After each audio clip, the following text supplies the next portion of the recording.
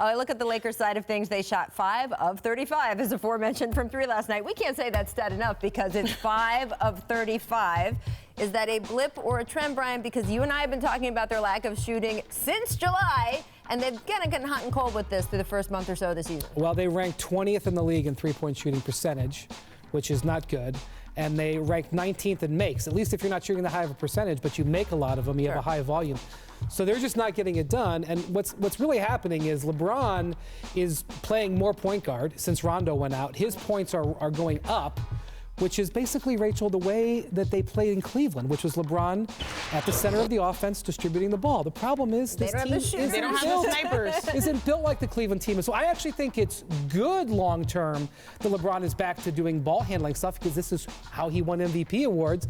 And maybe they should have realized this in July when they were putting their team together. I absolutely agree. I think in the short term, this really hurts because you have people that are not snipers. You have them surrounded by playmakers. But in the long term, if you think about LeBron James 4 or 5 years from now, you want him surrounded by playmakers. You don't want him to carry most of the load. So it makes sense to me the direction that they're going in the long term. But dang, man, right now the shooting is really struggling. I think Brandon Ingram, Kyle Kuzma might be, who's the best shooter on their starting lineup? Kyle Kuzma might be the guy. He went 1 for 7 yesterday.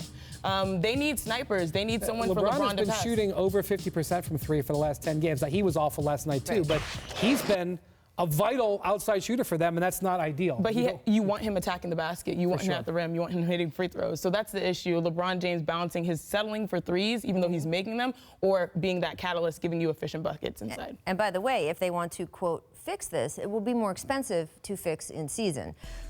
In July, when we were first talking about this, there were shooters available to be signed. What do you see available for them, Brian, once December 15th shakes up the trade market a little bit? And maybe the buyout market after that. Really hard because they don't want to take on any money after this year. Right. You know, so, you know, like you look at a situation like, would they make an offer for Bradley Beal? The Wizards are rebounding, so now I would say that's probably not on the table. But that's the type of move that you would maybe want to make. But it's very difficult to end your chance of pursuing Klay Thompson or Kevin Durant. No, I mean, to go chase they're just not anybody. Do that. And if you're not going to get a guy like Bradley Beal, they're not probably going to do it. So I would say about this whole Lakers season, it's really all about next year. But I know that that's difficult to say as we go night to night. Guess what? Next month, LeBron James is turning 34. I know, so I can using see your this, face you can see, even change when I this said it. vexes me.